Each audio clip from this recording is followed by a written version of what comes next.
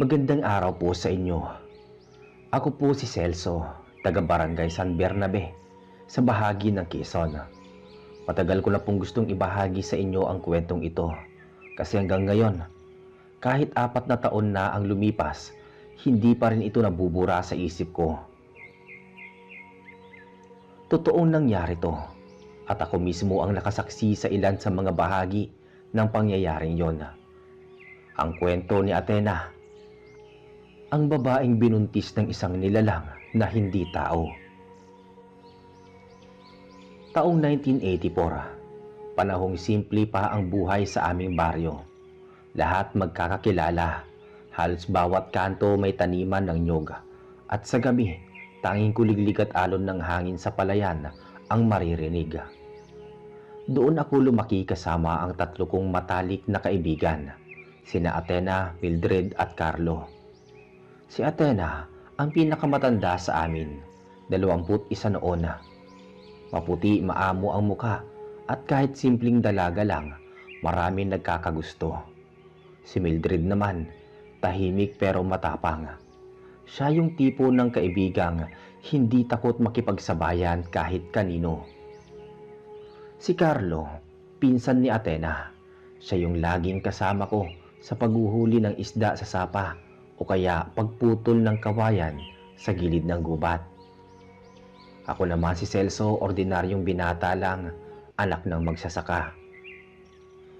Nung una normal ang lahat, pero isang araw, napansin namin ni Carlo na si Athena madalas nang lumabas mag-isa. Minsan daw gabi na nasa may balitian pa rin. Yung parte ng baryo kung saan may lumang punong balite at halos walang dumadaan kapag malalim na ang gabi. Athena, bakit gabi ka na umuwi? Tanong ko minsang nakasalubong ko siya sa may kalsada. Ngunit, ngumiti lang siya. May kinakausap lang ako, Celso, kaibigan ko. Kaibigan? Sino? Tanong ko. Basta hindi mo siya kilala. Sagot niya sabay iwas ng tingin. Tahimik na lang ako noon pero sa loob ko parang may kakaiba. Hindi normal sa kanya ang ganon. Dati takot nga yan lumabas pag nagdidilima. Pero ngayon parang hindi na siya natatakot kahit mag-isa. Pagkaraan ng ilang linggo, si Mildred ang unang nakapansin ng pagbabago sa kanya. Celso, napansin mo bang pumapayat si Athena? Tapos parang laging tulala. Oo nga. Si Carlo nga sabi may narinig daw siyang boses sa may baliti kagabi. Parang si Athena daw yung tumatawa. Napatigil si Mildred. Tumatawa? Gabi na? Tumango ako. Mga alas 10 sabi ni Carlo. May kausap daw siya doon na lalaki. Pero nung nilapitan niya wala siyang nakita. Napalunok si Mildred. Halatang kinilabutan. Baka naman sinasabing lalaki hindi naman tao yun. Hindi ko sinagot yun kasi sa baryo namin marami ng kwentong umiikot tungkol sa mga engkanto sa may balite. May nawawala daw na bata noon tapos kinabukasan natagpuan lang sa ilalim ng puno. Buhay pero tulala. May mga baka rin daw na bigla na lang nagkakasakit kapag napapadaan doon. Pero dahil sanay na ang mga taga-baryo, naging normal na lang yung mga takot sa mga kwentong ganon. Isang gabi ng Sabado, napagpasyahan naming puntahan si Athena. Nasa bahay lang siya noon, nakaupo sa balkonahe, nakatingin sa buwan. Tahimik ang paligid, tanging huni ng tuko at hangin lang ang maririnig. Athena? Tawag ni Mildred. Napalingon siya pero may kakaibang lamlam sa mga mata niya. Para bang malalim ang iniisip. Oh, nandito kayo. Sabi niya, bahagyang nakangiti. Gabi na bakit hindi ka pa natutulog? Tanong ni Carlo. Hindi ako makatulog Ang ganda kasi ng buwan. Nagkatingin ang kaming 3.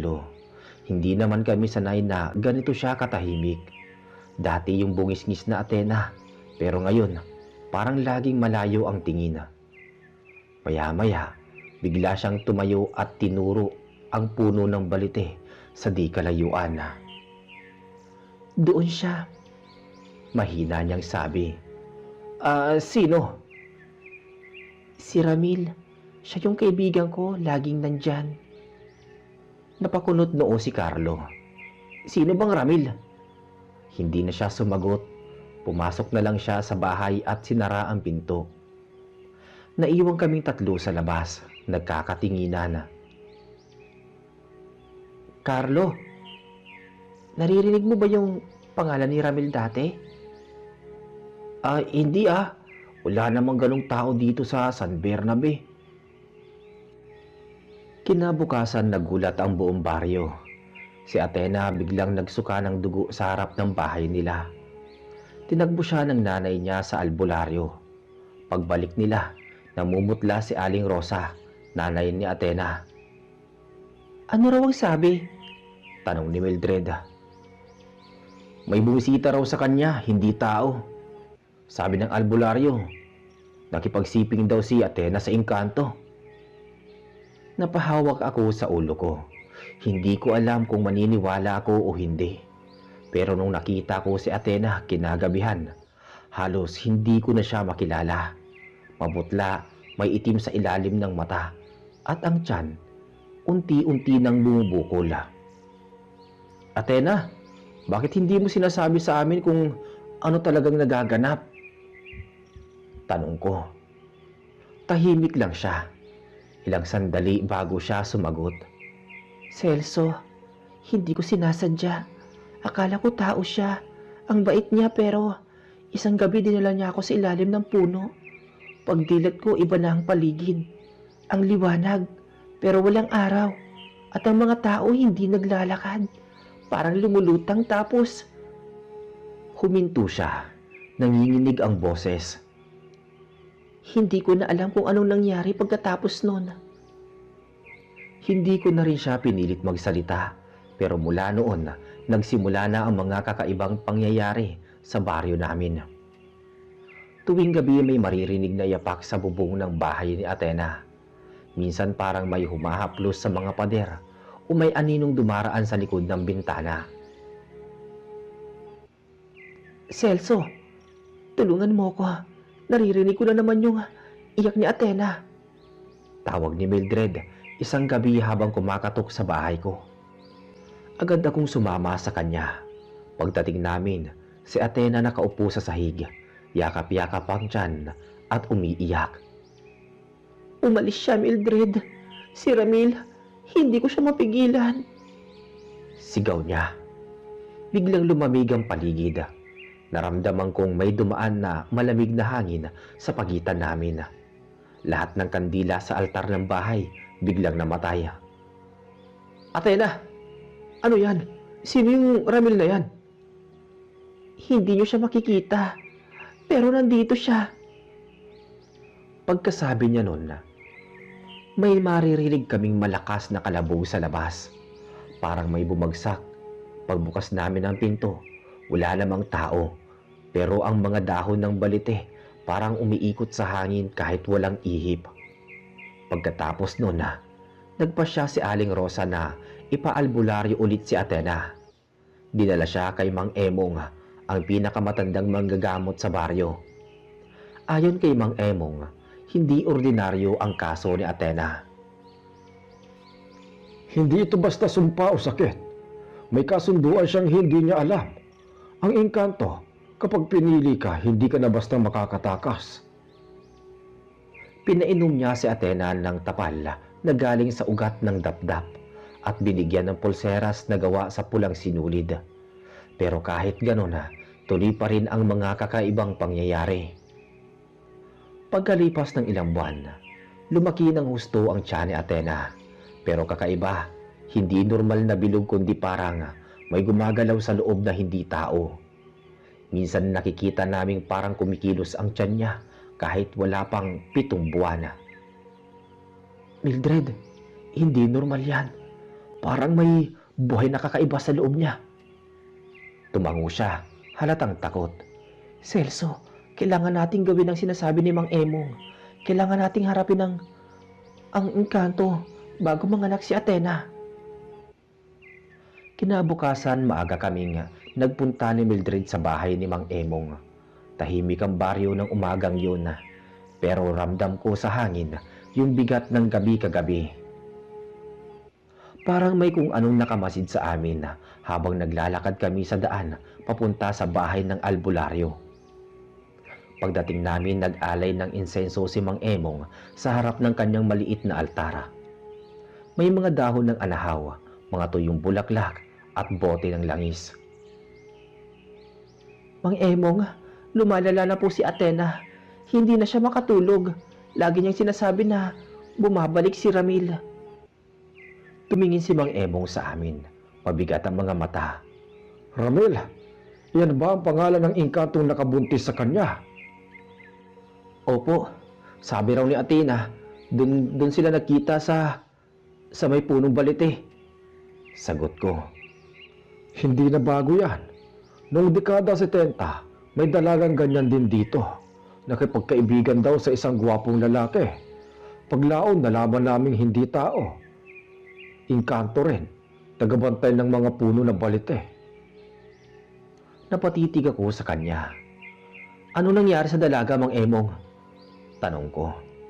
Tumikhim siya, parang ayaw sagutin. Hindi ko na naabutan ang dulo pero ang sabi ng mga matatanda noon, nawala raw siya isang gabi at nang makita ulit, may karga na siyang bata. Hindi siya nagsalita kailanman kung sino ang ama. Tahimik kami sandali. Ramdam kong kumabog ang dibdib ko. Parang unti-unti nang inuulit ng kasaysayan ang sarili nito. Kung ganoon, paano natin matutulungan si Athena?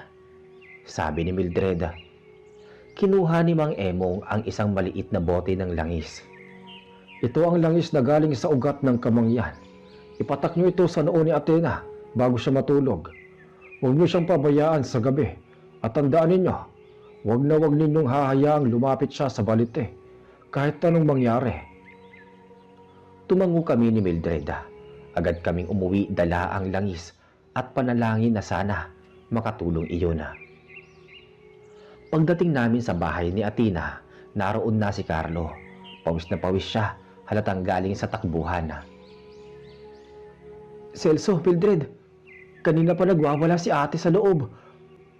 Sabi niya, gusto niyang lumabas. Gusto raw niyang puntahan si Ramil. Agad naming tinakbo ang silid ni Athena. Nakita namin siyang nakaupo sa sahig, nakatali ng lubid sa kamay at umiiyak. Athena, huwag kang lalabas, sabi ni Mildred habang nilalapitan siya.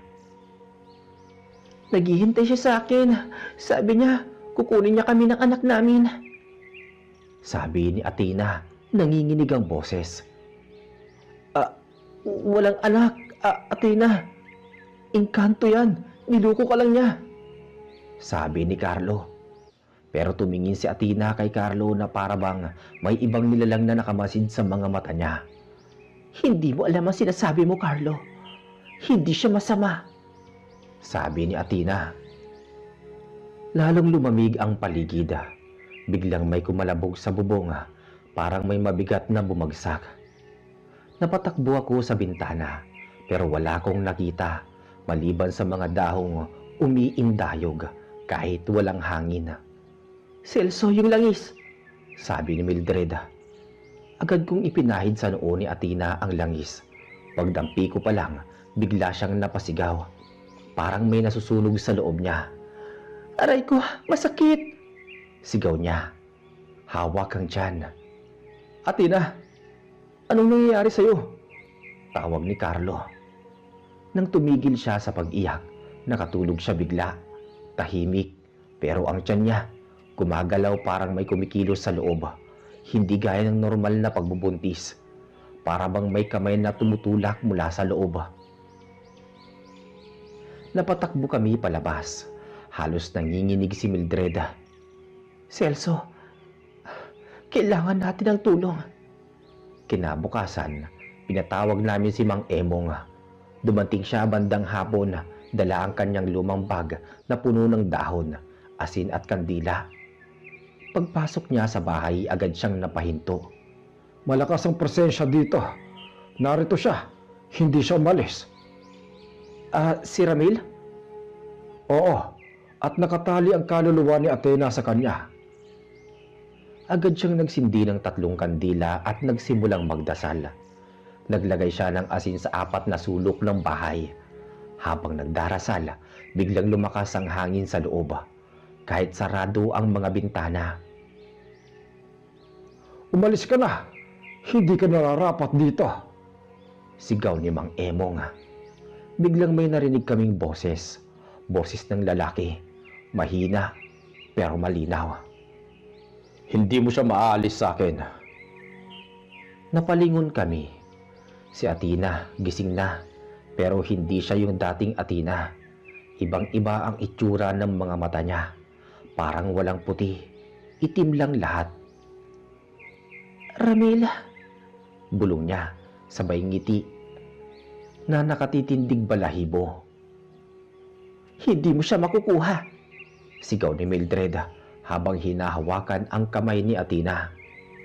Pero biglang napatras si Mildred, parang tinulak ng hindi nakikitang lakas. Napatumba siya sa sahig. Mang Emong! Celso, kunin mo ang bote. Ipatak mo ulit sa noo niya.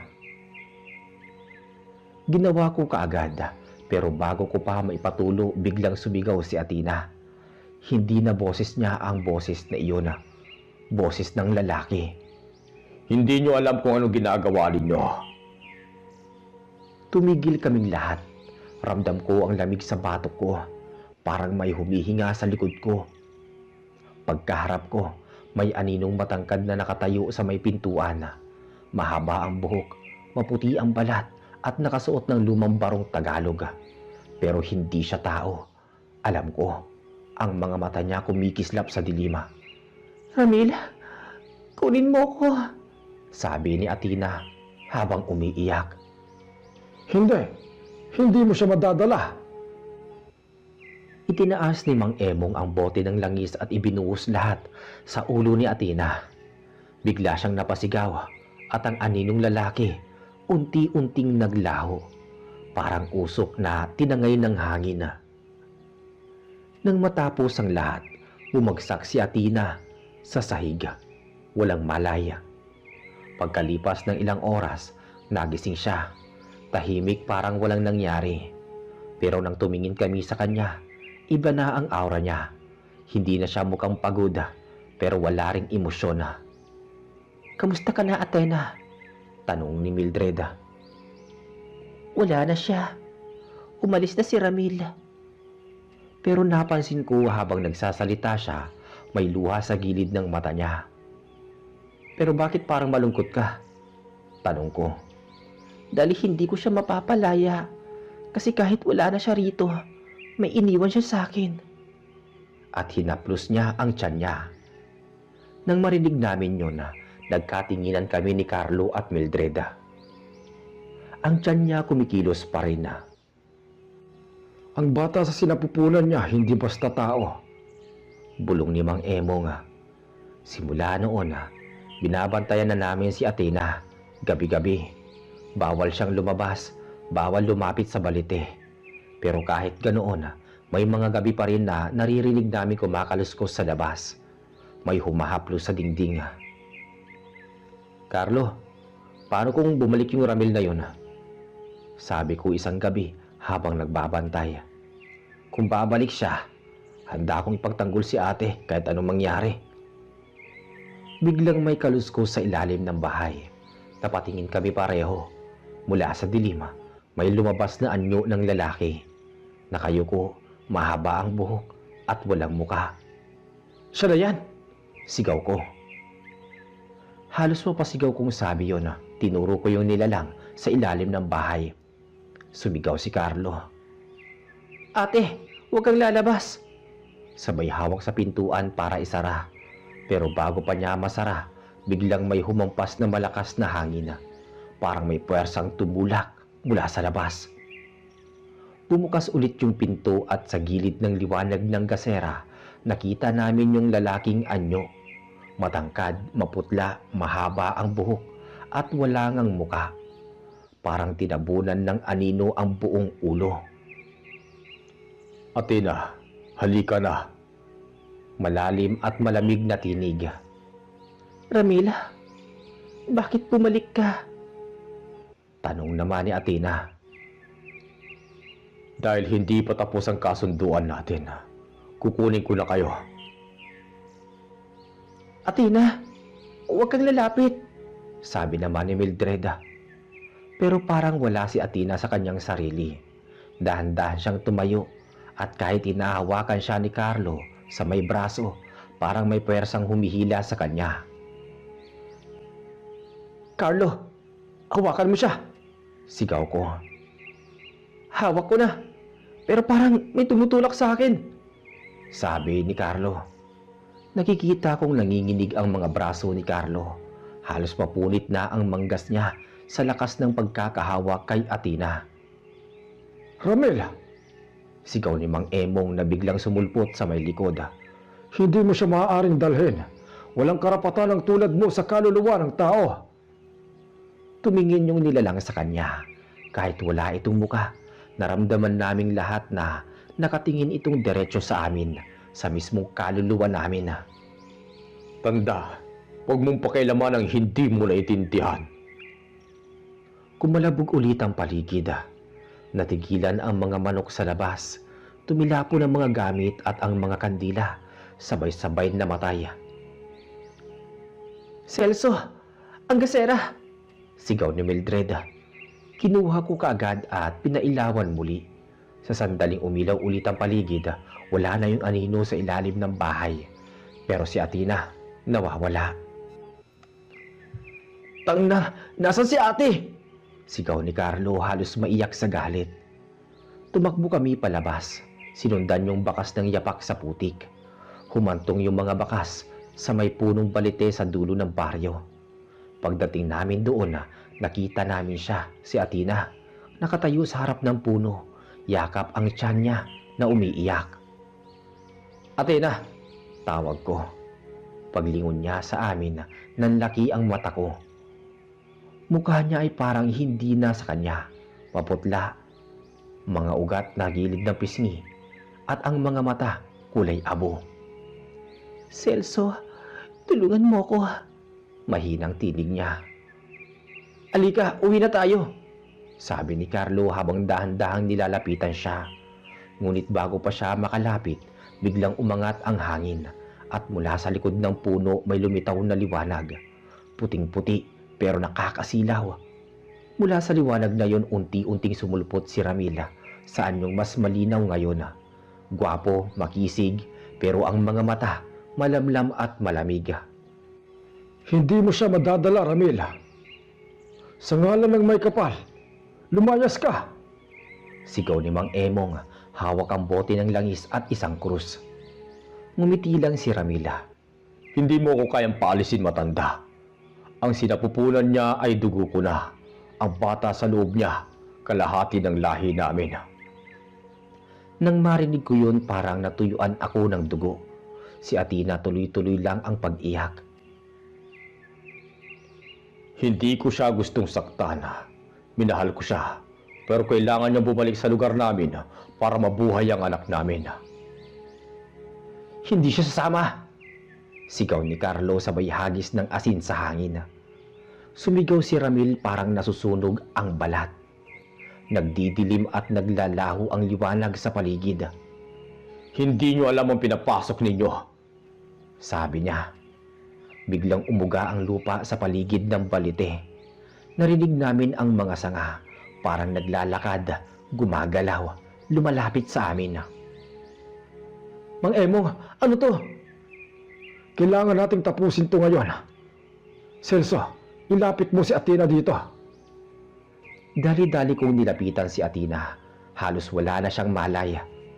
Ilagay mo tong tali sa pulso niya. Utos ni Mang Emong sabay abot ng pulang sinulid. Pagkakabit ko pa lang ng sinulid, biglang sumigaw si Ramila. Hindi mo siya may tatali sa inyo. Umangat siya sa ere. Kasabay nun, Ang tiyan ni Athena gumalaw ng malakas. Napasigaw si Athena. Halos mawalan ng boses. Celso, may lalabas. Sigaw ni Mildred. Tumingin ako at doon ko nakita ang hindi ko malilimutan habang buhay. Sa ilalim ng buwan sa gitna ng balite, bumuka ang tiyan ni Athena. Hindi ko maintindihan kung papaano parang may kamay na lumabas mula sa loob. Puno ng dugo pero walang sigaw, walang iyak ng sanggol. Ang anak namin! Lumapit si Ramila. Pero bago pa niya mahipo, hinampas ni Mang Emong ang krus sa hangin. Sa liwanag ng Diyos, bumalik ka sa iyong pinagmulan. Sumabog ang liwanag. Ang puno ng balite parang nagliyab pero walang apoy. Lahat kami natumba. Pagmulat ko, wala na si Ramila. Wala na rin ang liwanag. Si Athena nakahandusay sa lupa. Walang malay. May sugat sa tiyan. Pero parang walang dugo. At sa tabi niya, may maliit na nilalang. Parang sanggol pero kulay abo ang balat. Sarado ang mata. At walang umuugong na hininga. Diyos ko, Mahina kong sabi. Si Carlo nakaluhod sa tabi ng kapatid niya. Umiiyak. Ate, gumising ka naman ate. Dahan-dahang dumilat si Athena. Celso, nawala na siya. Wala na si Ramil. Athena. Sagot ko. Pero umiling siya. Hindi nandito pa siya. At itinuro niya ang sanggol. Nang lumapit ako, nakita kong kumilos yung nilalang kahit hindi pa humihinga. Ang mga mata nito biglang bumukas. Kulay itim parang walang puti. Celso, iyan ang kalahating engkanto. Sabi ni Mang Emong. Napatras ako. Ano gagawin natin dyan? Hindi natin pwedeng saktan, pero kailangan itong ilayo sa baryo. Saan lugar? Tanong ni Mildred. Tayong gubat ng malasugi ang kayang tumanggap ng ganitong nilalang. Iwan natin doon bago magbukang liwayway. Walang nagtanong pa. Dinala namin yung sanggol, binalot sa tela at naglakad papuntang gubat. Si Athena iniwan muna kay Aling Rosa, mahina pa. Pagdating namin sa loob ng gubat, halos 4:00 na ng umaga. Tahimik ang paligid, walang huni, walang hangin. Dito, ilagay ninyo ang bata rito. Maingat kong inilapag yung nilalang. Nakapikit ito, parang natutulog. Pero bago pa kami umalis, biglang naliwanag ang paligid. Malamlam na asul, parang liwanag ng buwan. Umalis na tayo. Tumakbo kami palabas ng gubat. Pag-uwi namin, nakita namin si Athena gising na. Nakaupo siya, hawak ang tiyan. Parang alam niyang may nangyari. Tapos na ba? Tanong niya. Oo, sagot ni Carlo. Pero nanginginig pa rin ang boses. Nilayo na namin yung sanggol. Dagdag pa niya. Ngumiti siya ng mahina. Salamat. Sana matahimik na siya. Simula noon naging maayos na ang lahat. Si Athena, hindi na muling ginagambala ni Ramila dahil binigyan siya ng matinding pambakod poder at isinarado ang pangatlong mata upang hindi na makakita ng kung ano-anong nilalang o engkanto. Ngunit talagang tumatak na sa kanilang isipan at hindi na malilimutan ang karanasan naming iyon. Nang nabuntis si Athena ng engkanto. At dito po natatapos ang ating kwento. Maraming salamat po sa inyong pakikinig. Hanggang sa muli.